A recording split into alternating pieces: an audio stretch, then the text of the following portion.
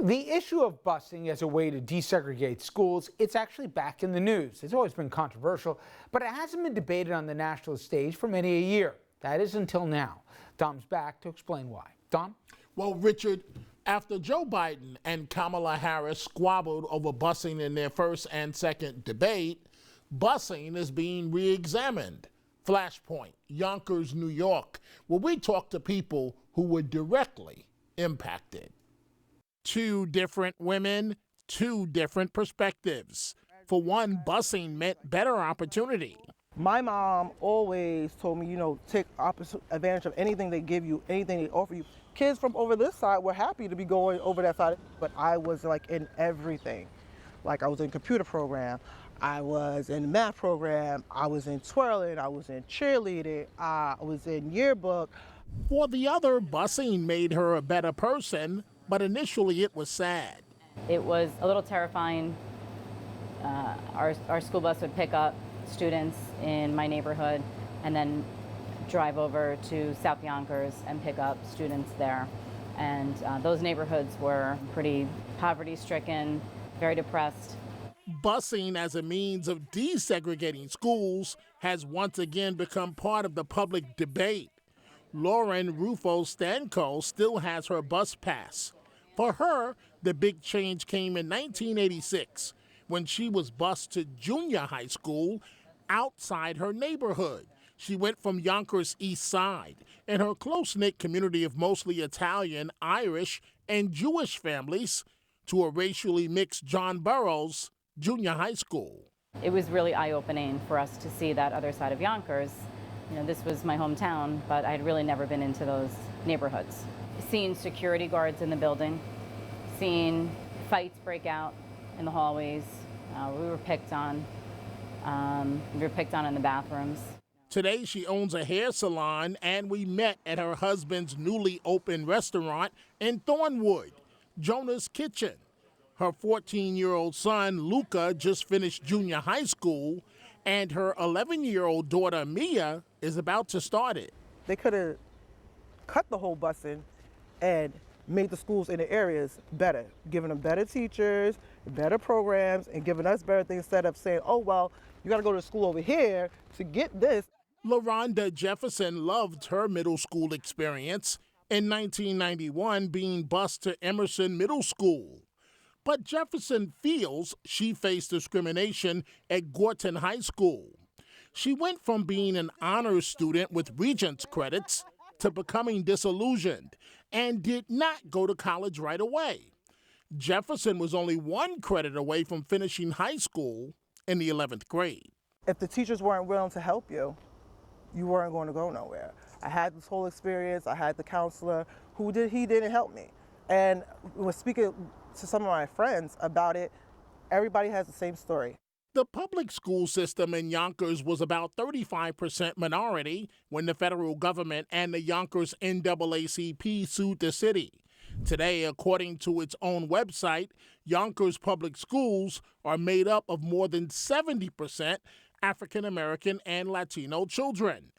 In 1986, federal judge Leonard Sand appointed a federal monitor to oversee the integration of the school district. All these years later, each woman still has mementos of their school years. Was busing a positive experience? Rufo-Stanko describes her high school years as great after all the kids in Yonkers had been integrated for a few years. She says busing can be good and bad. Looking back as a mother right now, I'm so happy for those children that were able to come out of that.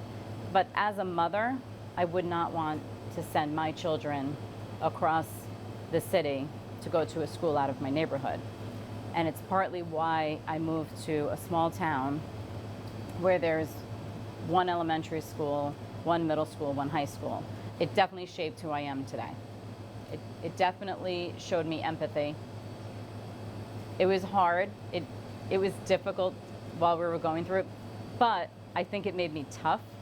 I think it made me be able to stand up for myself. And it also allowed me to see how other people live and see how other cultures and ethnicities are. The bottom line, LaRonda Jefferson embraces busing because she says it's all about opportunity for everyone. All these years later, she has put her children in the same situation for a better education. I bus my children to schools. My son goes to school Oyo on this side of town. My daughter goes to school Oyo on the other side. And Dom, I remember when we came upon the anniversary of the busing anniversary, not just in Yonkers, but in Boston and other cities in this country, it seemed that very few people had fond remembrances of it. People saw the logic of it. They thought there was an intractable system where there weren't going to be mixing unless somebody forced it to happen in equal opportunities. But nobody walked away from it saying those were the times of my life here. They were tough years for everybody, regardless of your color. Absolutely, Richard. And frankly, I don't know, unless if it was forced, if there would be a mixing of the races in the school system, to be quite honest with you and candid with you. Mrs. Rufo, the white woman in the story, the year 1986, she admits, and the two women had the exact opposite experience. She admits that when they started this in junior high school, she went from her, quote, nice community to this school that was racially mixed, boroughs, and it was a horrible experience the way she tells it. Fast forward several years later, when she went to high school, it was much better because all the kids had been together and been integrated for a while. The exact opposite for Mrs. Jefferson, the African-American woman in the story. She describes her middle school years as great, fantastic, but something went terribly wrong for her. In middle school, she was in cheerleading, all types of yearbook every program you can imagine, math class and so on. And as the story said, she was only 1 credit away from graduating in the 11th grade. But she says that her high school experience was the horrible experience. She felt that while the kids were brought together, that the teachers did not care in high school for the kids of color. And this is a story I've heard a million times, but she felt that the teachers and specifically the guidance counselor dropped the ball. So the African-American woman went from being 1 credit away from graduating as a junior to not going to college, and she's in her first year, and she still hasn't completed college as of yet. The idea was noble and necessary, but with the benefit of hindsight, can it be done, even if it's done better, even if everybody's on board in terms of the adults, the educators, the counselors, even the parents having more of involvement? Is there a way to make it work, or is social engineering in this aspect, no matter the intentions, it's just doomed for failure? It's tough. And I think, well, here's what I found interesting. Both women say that it was a net gain. The white woman, for lack of a better term right now, said that it made her a better person. It taught her tolerance. It showed her different communities in ways that she would never see them. The black woman says it was all about opportunity, and that's something, Sure. I can relate to. Right.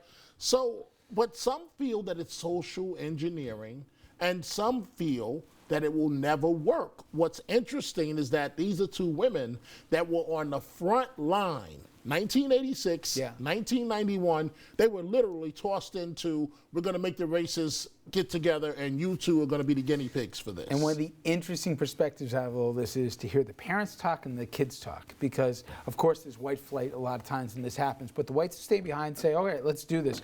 And some of the kids are like, oh, easy for you to volunteer, for me to do it. And then conversely, some of the black parents says, I want to give my kids back this opportunity. Be like, yeah, you're taking me from all my friends in my neighborhood and you're putting me on a bus to go 40 minutes away where I don't know anyone. Easy for you to say. So the generations, the perspectives, the time. You're dead on. That's exactly what each woman said, Richard. Yeah. Anyway, again, I think it's a fascinating debate in this country. Dominic, great job as always. All right, when we come back, we will switch gears and actually lighten things up a little bit. Talk some sports. Baseball, it's heating up for the home stretch, and football just starting to get going. We're going to go up and down the Eastern Seaboard with our sports anchor, Justin Walters.